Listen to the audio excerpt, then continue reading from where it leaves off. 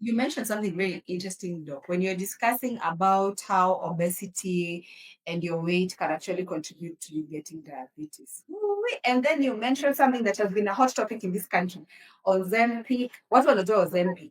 Kuna Bunjaro, and I know you know other things. So, yeah, Yes. all You those. mentioned how Those they are can the ones that are hot cake, but there are others, by the way. It's just of that hizo course. ndio zilikuja zikachukua the world by storm. The whole world, Yes. not just there. Yes. Hata hapa, every week I get Eh, somebody asking me, hey, daktari, please, uniandikie kwa tu ile. eh. Niandikie.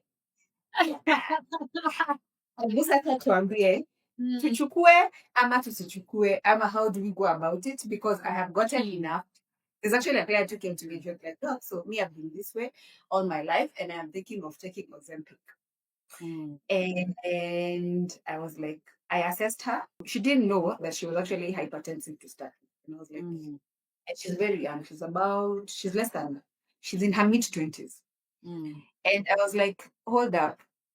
There are some things we need to address before we even start thinking we are going to Ozempic.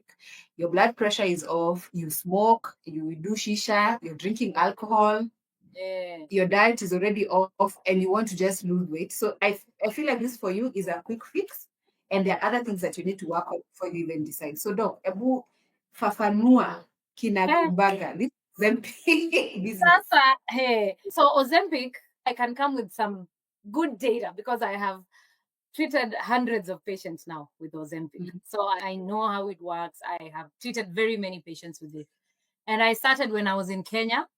And then when I came here, I came to a system that actually pays for its people.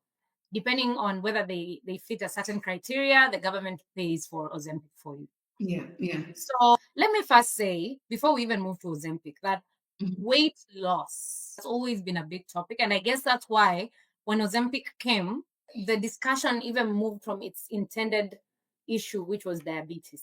See, it was Yes. intended for diabetes. That's where it was Yes. studied. That's where majority of the studies were done.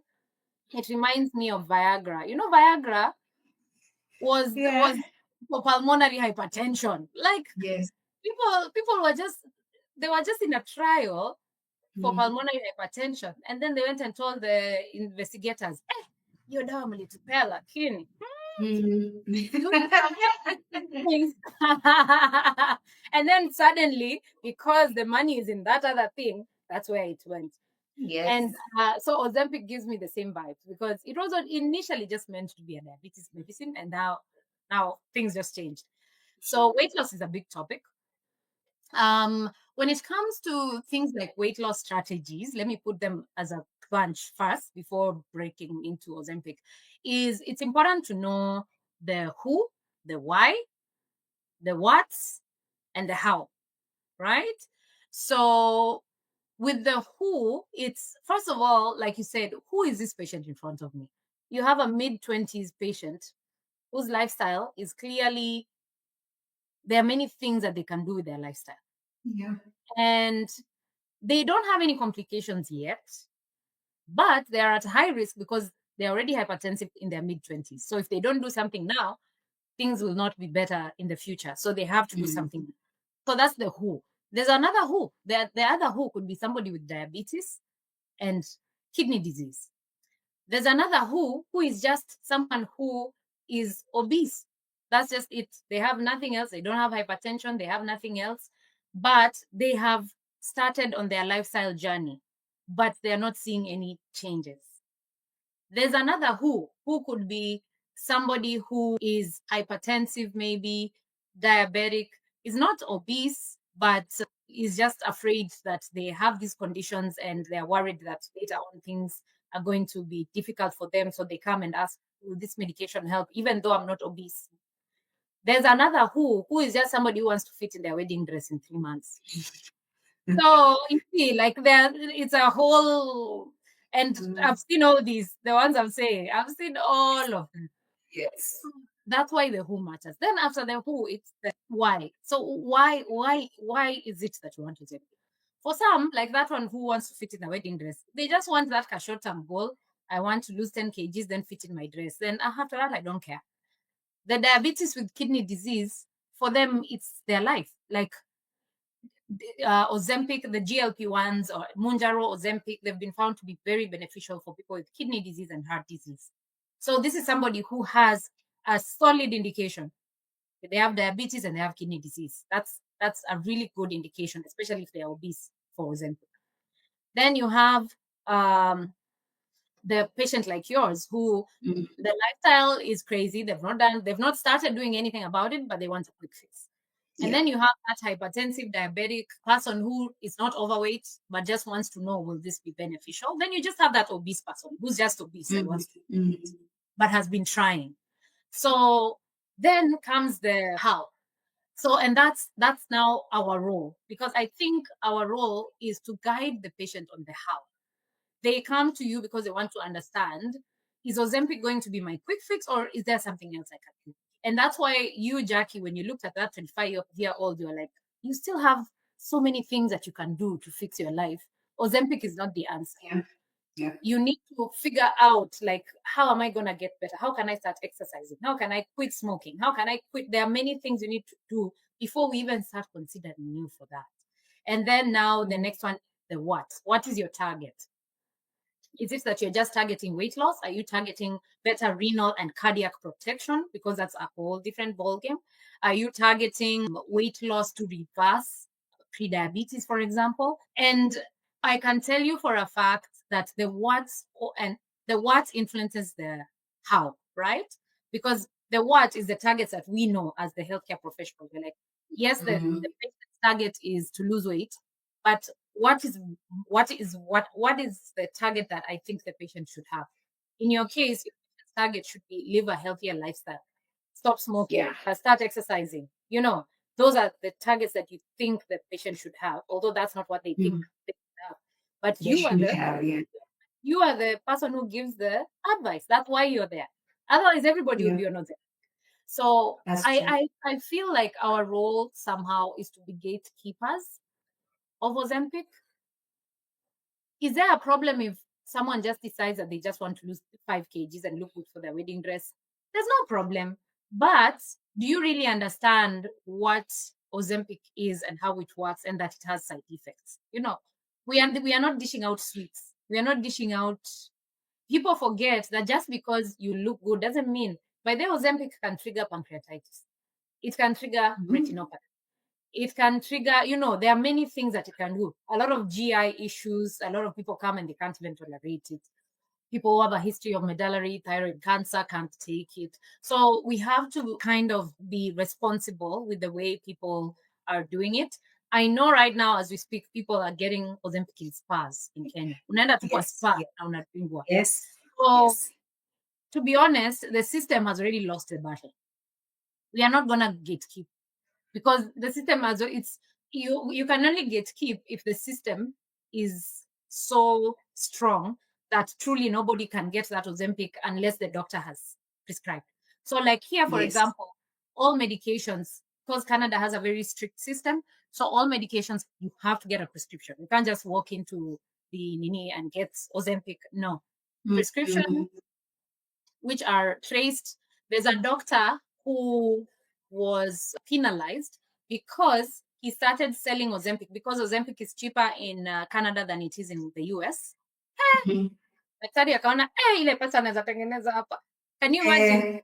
Ozempic is, let's say, 30K here, then you sell it on the other side for like 100 Gs. Hey, he made money. Yes. And then the system caught up with him. So at the end of the day, if you have a system that works, it will always be able to kind of, figure things out. That's why I say that gatekeeping. But now, when we are talking about Kenya, unfortunately, gatekeeping hakuna. Dawa ziko, and people will use them. So now the thing is, how do we help people make better choices? And to understand that this drug is not a quick fix, and you don't just use it because you want to. You need to understand, why are you using this? And the problem with things like Ozempic is that if you don't change your lifestyle, for example, if you're the 25-year-old, you can use the Ozempic and lose weight, because she'll get it at a spa anyway. Hata ukimkataza, maybe hata ashaanza, by the way, as we speak. That's just it. But and that's the honest truth. Yeah. So you have to sometimes me, I'm a pragmatic person. So me, I usually don't look at the world as roses and nini. I usually look at it as venye iko tu ndio Yes. nimeiona. So she probably is probably on it. She came to you and she saw Uyu. So she went to somebody else who was prescribed because and influencers are there selling the drug like nonsense. So now it's us to kind of help them understand how to do it and also to understand that if you don't change your lifestyle, because you're not going to afford this drug forever, at some point, you'll have to stop it. And if you have not changed your lifestyle, by the time you're stopping, you'll just gain the weight back and you'll be back Yeah. to square. So I think there are many gaps that could be like filled. The PPB, Pharmacy and Poisons Board, has to be more Yeah. proactive in terms of who is dispensing the Ozempic and try to figure out where people are getting the so-called illegal ones. And then apart from that, now our role is to educate the public to be aware, to know, fine, you got it from the spa, but just know that these are the side effects. And just know that, yes, you might get it now, but if you don't fix your lifestyle, things will not change. And then also be the ones to guide the right patients to get the drug. I think the thing that I don't like is the fact that the people who actually need it don't get it. So Yes. the people who have that diabetes with obesity, type 2 diabetes with obesity, the ones who I was saying have insulin resistance and we can avoid being on insulin if they lose weight. Those are the ones who need that drug because if you give them Ozempic and they lose that 20 kgs, that 30 kgs, then the insulin resistance goes down. Then they don't have to be on insulin. They can just stay on oral medications and that's a win for them as long as they are doing it and also changing their lifestyle. Then the right patients should get it. The people who actually need it should get access. The problem is the cost and all that. But at the end of the day, I think it is a good drug. I've used it on hundreds of people. Only very few, I think only one, I think got pancreatitis. No, maybe 3 or 4 got pancreatitis. And once you notice that pancreatitis comes in, of course, you stop. Personally, I don't. Once somebody gets pancreatitis, I'm out. Like, I'm not going to use it again. I know some people usually say you could use a lower dose, but I don't. Retinopathy. So make sure, like, if someone is diabetic, make sure they're getting their yearly annual screening of their eyes. Yeah, keep up abreast of those complications. GI complication, they will tell you because diarrhea, bloating, blah blah blah. Sometimes they're not even able to. I had a patient who just could not tolerate, like the symptoms were so bad, they had to come off of it. And remember, here it's free. So it's not like the money, they just could not tolerate it. And we just had to say, you know what, we tried. Yeah. So I think our role is to make sure that the right person gets it. The role of the system is to help streamline who sells it. But then the patients should be aware what the potential complications and risks are. But I think the most important thing, in my opinion, is for the patients to know that Ozempic is not the answer. Lifestyle is the answer. Ozempic is just there. It's like any other medication, but you have to change your life. You have to decide to exercise, eat less, eat healthier. Those are the most important things. And actually, I want to give a big shout out to all those patients who have managed to do that without Ozempic and without any help. Like, there are so many people out there who decided, I am changing my life, and they did it without medications, without anything. And to me, I think that is the best way to go because you're giving yourself now a life that is a skill that you have now gained, and you're going to use it for the rest of your life, as opposed to Ozempic, which will come for a few months, then it will go, then you gain the weight because you never changed what brought you there in the first place. So that's my take.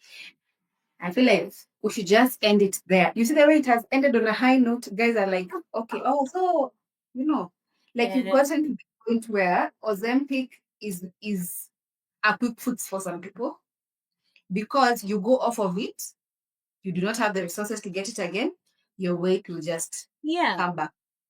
And the fact that lifestyle is where you should put your eyes on and focus on because if it is something that you can actually be able to change, then why yeah, not? Because it's why something not? that you can be able to sustain and continue with. And I know people usually think that lifestyle changes are expensive, Yeah, and I am here to demystify that myth. Lifestyle changes are not expensive. You have options. For yeah, example, when it comes to something like exercise, because that is one of the things we always talk about, it doesn't have to be the gym. You can walk, You can run, depending on if you have other conditions. You can cycle, you can go for a swim, you can do yoga, you can do Pilates. As in, you have a whole variety of things that you can do. You can even do that home gym. You know the one where you make stones Them and, away on and the sides. where Yes. you can do such things at home. You also have children. You can actually try and exercise with your kids at home. There's some exercise, your kids are like around when they're small, 9, 10, 12, 17 kgs. You can use them as a way of. So sometimes, and even water bottles at home where you have a 1 liter, 2 liter, 5 liter, 10 liter. So you just gradually go increasing. From a food perspective, people say, "I lakini doc, sijui you're telling me to eat asparagus." No, asparagus is not for everyone because it's even not even available in Kenya. We have our readily available kienyeji green. We have githeri without potatoes. We just put in your kitunguu, your nyanya. We have what is this fish that is tiny like this? Omena. We have buta and fula. As in, there are things that we can also be that are available readily in our context and we can afford, as opposed to moving towards the things that are, and you mentioned them, those carbohydrates that are just like they're just a ticking time bomb.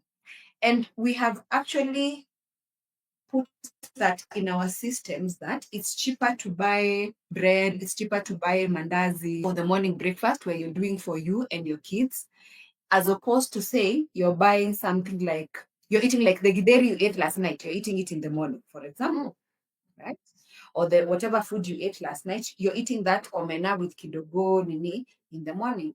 So we just have to change some of these things into better practices, but more so we just keep educating our population because the more they know, the more they teach somebody else, a neighbor, someone else who's nearby them.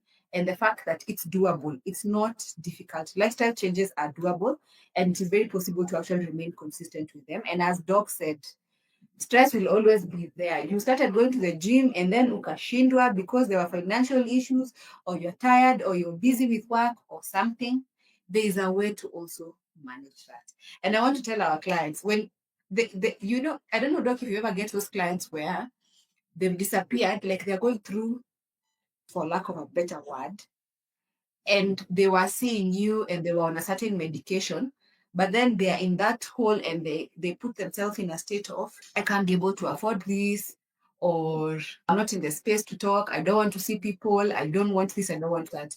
Please reach out to us. Like we are the one people who, we can't judge you, we don't know you like that, so there's no way we can actually judge you and decide this person is like this because of this and that, or this person is this type. No, we don't know you like that. We just know you from a client or a patient doctor kind of relationship. So we are bound to easily understand you. And we have a bigger scope of understanding you. We have more knowledge, we have more information to be able to help you out.